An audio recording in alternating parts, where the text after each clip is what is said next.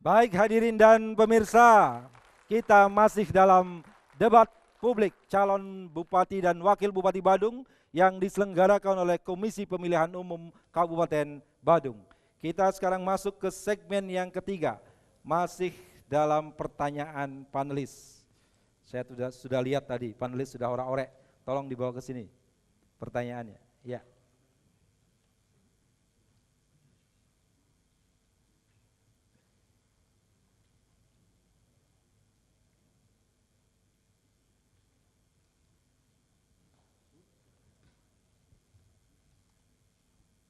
Baik, pasangan calon, ini saya sudah membawa 5 pertanyaan.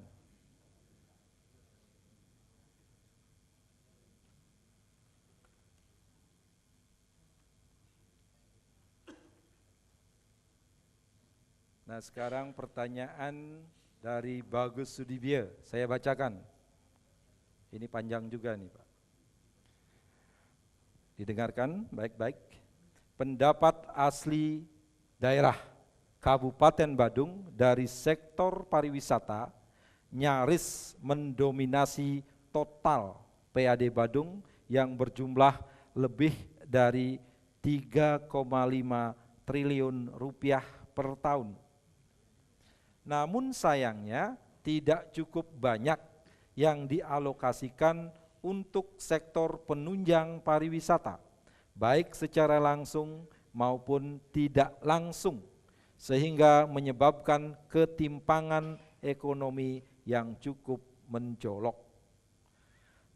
Pertanyaannya nih, bagaimana upaya Bapak di dalam 5 tahun ke depan untuk semakin menyelaraskan antara supply dan demand dalam arti ketersediaan produk pariwisata berbanding wisatawan itu sendiri, terutama yang menyangkut akomodasi, sehingga seleksi investasi di bidang pariwisata sudah harus dilakukan, terutama yang berbasis kerakyatan serta berpihak pada kepentingan masyarakat lokal.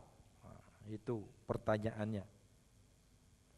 Dan ini dijawab oleh pasangan calon nomor urut 2 mulai sekarang. Silakan. Terima kasih. Kalau kita melihat besaran PAD Kabupaten Badung itu sangat spektakuler. Dan tentunya seperti apa yang disampaikan itu sebagian besar bersumber dari sektor pariwisata. Artinya di sini terjadi ketimpangan antara sektor pariwisata dan sektor lainnya. Dan tentunya yang perlu mendapatkan perhatian serius berkaitan dengan pariwisata ini adalah budaya, dan budaya yang kelihatan masih sangat kental dan masih digeluti oleh masyarakat kita adalah budaya pertanian. Dan tentunya pertanian inilah yang menjadi konsentrasi daripada budget.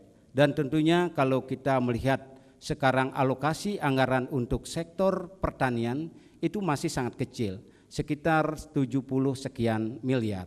Dan tentunya kalau APBD kita sekitar 4 triliun, hendaknya paling tidak itu dialokasikan sekitar 400 miliar. Itu perintah undang-undang, yaitu 10% dari APBD. Dan tentunya kalau alokasi anggaran itu sudah memadai, saya yakin sektor pertanian bisa kita akan kelola lebih baik dan tentunya akan semakin eksis. Silakan. Terima kasih. Berkaitan dengan pariwisata, jelas kami akan berpihak kepada pariwisata yang berbudaya dan berkaitan dengan kemasyarakatan. Ini akan kita galakkan ke depan. Yang jelas saya setuju dengan pertanyaan penulis. Hotel-hotel berbintang sementara kita tidak perlukan lagi di Badung. Yang perlu kita perlukan adalah agrowisata, seperti desa wisata perlu kita tingkatkan, ekoturism.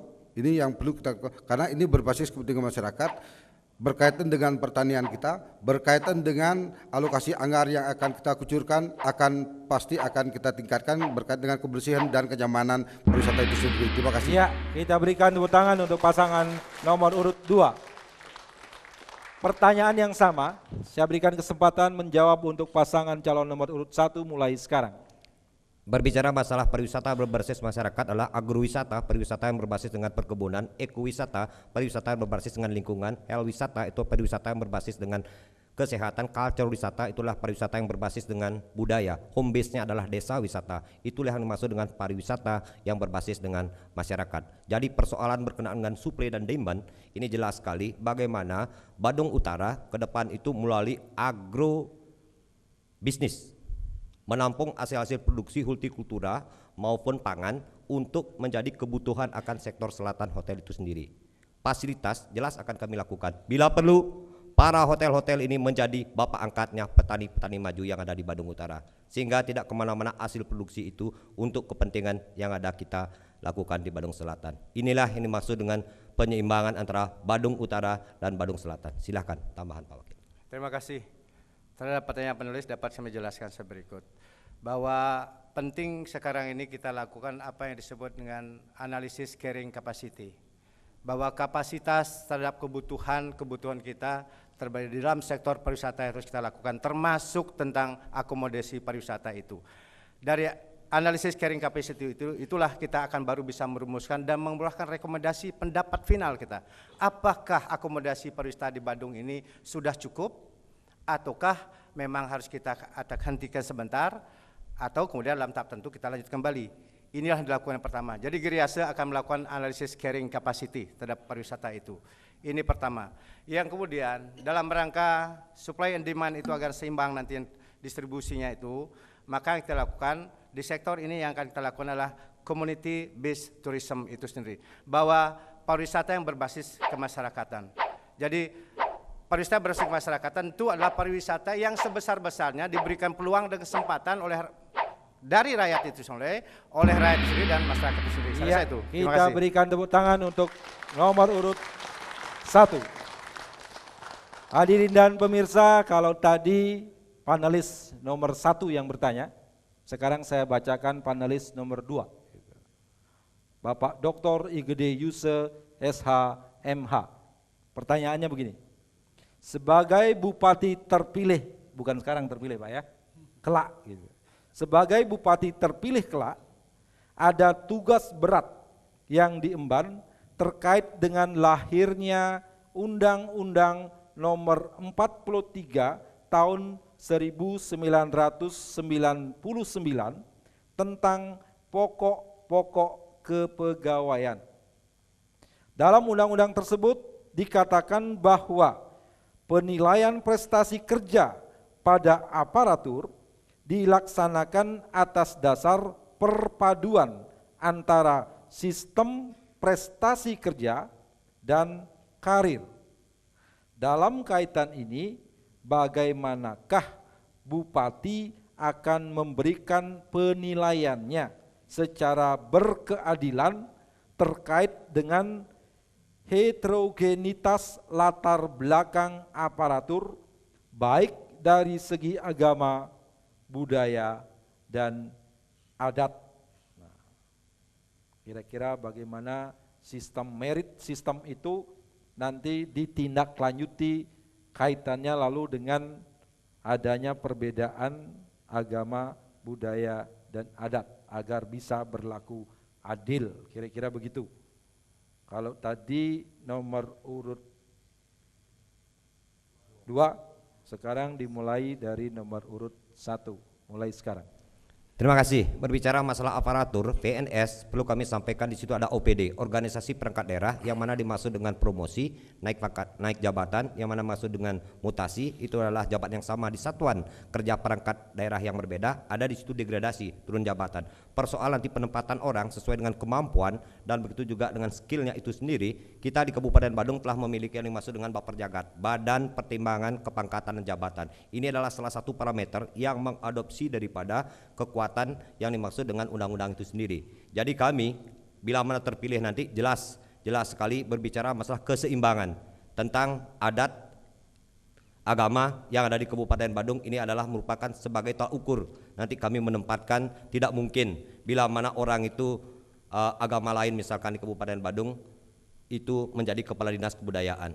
Ini contoh yang perlu kami sampaikan. Silakan tambahan daripada Pak Ketut Sugiharto. Baik, pada prinsipnya soal kepegawaian itu nantinya, Giriase akan menggunakan prinsip the right man in the right place, menempatkan orang yang tepat pada posisi jabatan yang tepat. Ini prinsip dasar kami. Lalu tolak ukur dan parameternya apa? Kami tentu menggunakan parameter normatif, pasti kami gunakan. Bahwa daftar urut kepangkatan itu, kepegawaian itu wajib menjadi tolak ukur pertama. Ini wajib itu, karena tidak boleh orang junior tidak cocok kepangkatnya duduk pada suatu jabat tertentu. Ini melanggar normatif dari kepegawaian itu sendiri. Etika kepegawaian tidak ada. Pertama, normatifnya daftar urut kepegawaian harus kami perhatikan. Yang berikutnya adalah kami akan lakukan fit and proper test pada pejabat-pejabat itu. Tidak semudahnya, tidak ada KKN dalam hal jabat-jabat di Kabupaten Badung apabila Giriase itu terpilih. Dan kemudian kami lihat disiplinnya, loyalitasnya, dan mereka itu harus tidak tercela di masyarakat, tidak memiliki kasus hukum dan tidak memiliki kasus adat di masyarakatnya itu sendiri. Ini prinsip dasar yang harus diemban ke depan ini oleh Giriase apabila menjabat Kabupaten Badung. Terima kasih. Ya, kita berikan aplaus untuk nomor urut 1. Dan pertanyaan yang sama, saya berikan kesempatan menjawab untuk nomor urut 2 mulai sekarang. Terima kasih. Kalau kita berbicara pelayan publik yang harus dilakukan oleh pemerintah, itu yang sangat menentukan itu adalah birokrasi. Dan untuk itu manajemen birokrasi itu harus dilaksanakan dengan baik dan mantap.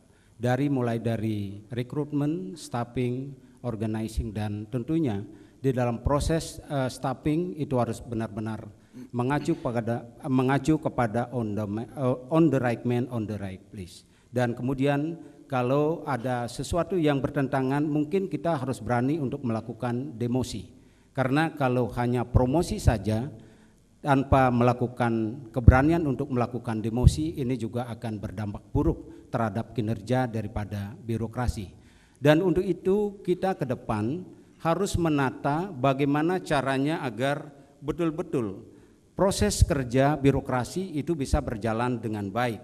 Tentunya motivasi kerja juga erat kaitannya dengan pendapatan, dan untuk itu tunjangan beban kerja juga harus mendapatkan perhatian dan cara penghitungannya juga harus benar, dan sehingga betul-betul nanti proses kerja birokrasi bisa berjalan dengan baik dan bersemangat. Silakan. Terima kasih. Yang berkaitan dengan prestasi kerja itu memang harus kita lakukan. Pengawasan ke depan kami selaku wakil bupati akan kita lakukan pengawasan yang sangat ketat, tidak berbelit-belit, tidak ada kompromi. Baru anaknya bupati atau wakil bupati prioritas naik pangkat 2 kali, itu ke depan tidak akan ada. Ini komitmen kami.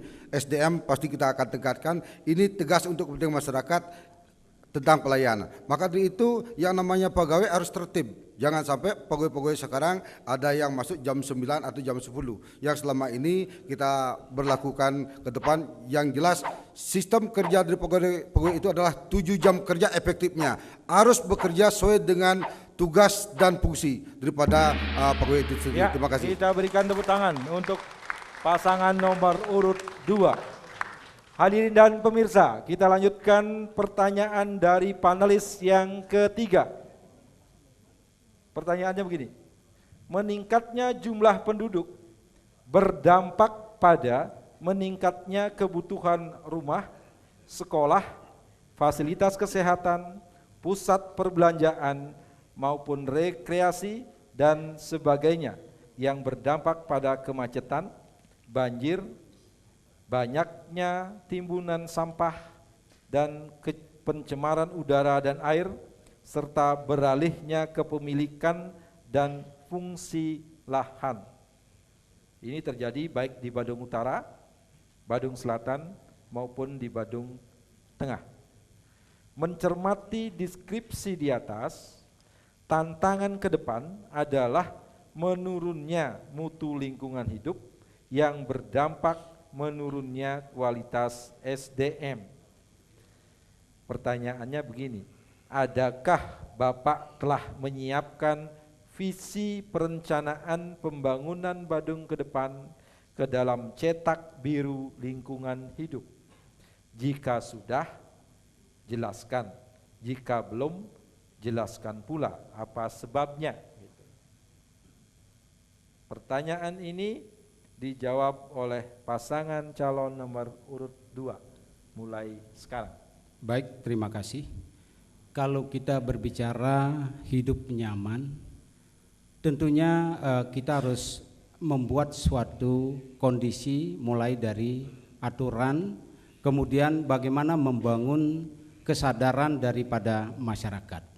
Dan untuk itu ke depan bagaimana caranya agar lingkungan itu tetap lestari dan pembangunan itu tetap berjalan. Dan ini membutuhkan langkah-langkah strategis yang betul-betul bisa memacu daripada terciptanya kondisi yang kita sampaikan tadi. Dan untuk itu perlu ada pendekatan di mana peran daripada desa adat mulai dibangun, karena bagaimanapun desa adat yang bertanggung jawab terhadap lingkungan, yaitu hubungan manusia dengan lingkungan. Saya kira konsep adat yang berkaitan dengan menata lingkungan itu sudah betul-betul ada. Di antaranya ada konsep yang namanya Trimandala. Nah, Trimandala ini harus dilaksanakan di dalam aktualisasi pembangunan infrastruktur, sehingga nanti betul-betul infrastruktur kita bisa kita bangun dengan konsep yang harmoni, yang mengacu pada kearifan lokal. Yang jelas berkaitan dengan pertanyaan tadi, jelas kami akan jawab berkaitan dengan lingkungan ke depan di Badung harus kita tata. Kita tidak mau kalah dengan yang ada di Surabaya. Badung bagus namanya itu, ke depan Sudiarno Sutrisno akan memimpin langsung turun ke lapangan supaya lingkungan kita harus lebih bagus karena daerah kita daerah wisata. Ke depan itu yang harus kita lakukan demi kepentingan masyarakat Badung ke depan. Terima kasih. Ya, kita berikan tepuk tangan untuk pasangan nomor urut 2. Dan pertanyaan yang sama saya berikan kesempatan untuk pasangan urut nomor 1 mulai sekarang. Seperti dengan visi kami dan misi kami paket Giriase yang kelima itu adalah pro environment, itu keberpihakan kami kepada lingkungan. Sudah barang tentu blueprint kami paket Giriase untuk bagaimana menata lingkungan di Kabupaten Badung jelas. Yang pertama, alih fungsi lahan tak boleh. Yang kedua, bagaimana masalah lahan pertanian produktif itu kita proteksi, jangan sampai dilakukan perumahan dan seterusnya. Termasuk juga kami, yang ketiga itu kami melakukan instalasi terpadu terowongan bawah tanah, ini adalah salah satu untuk kepentingan lingkungan. Dan termasuk juga berbicara masalah sampah, kami ada konsep 3R, reduce, reuse, dan recycle. Bagaimana mengurangi sampah, bagaimana memilah sampah, dan bagaimana mengolah sampah, sehingga kami per desa per kelurahan buat dan bentuk yang dimaksud dengan bank sampah. Di situ masyarakat akan melihat bahwa sampah menjadi rupiah, bahwa sampah menjadi berkah. Itulah salah satu konsep, dan menghijaukan Kabupaten Badung per kecamatan mulai jalur hijau kita akan beli untuk kepentingan rekreasi masyarakat di Kabupaten Badung itu sendiri. Silahkan tambahkan. Terima kasih. Adalah benar penduduk itu selain merupakan modal dasar pembangunan, pertumbuhan yang tinggi juga dampak negatif. Pertumbuhan penduduk Badung itu 4,63%, nomor 2 tertinggi di Bali setelah Kota Medan dan Denpasar. Nah, sisi negatifnya apa terjadi? Tadi sudah sampaikan itu. Nah, yang kemudian dampak pada lingkungannya, Giriase telah memberi ke konsep ke depan itu misalnya lingkungan itu Kabupaten Badung nanti yang dituju adalah Kabupaten Badung yang clean, green, dan flowers. Badung yang bersih, Badung yang hijau, dan Badung yang berbunga. Nah, caranya bagaimana? Harus kita berangkat dari penataan pola ruang dan pemanfaatan tata ruang itu sendiri. Di sinilah kita harus tegas, konsisten, dan berkomitmen terhadap itu.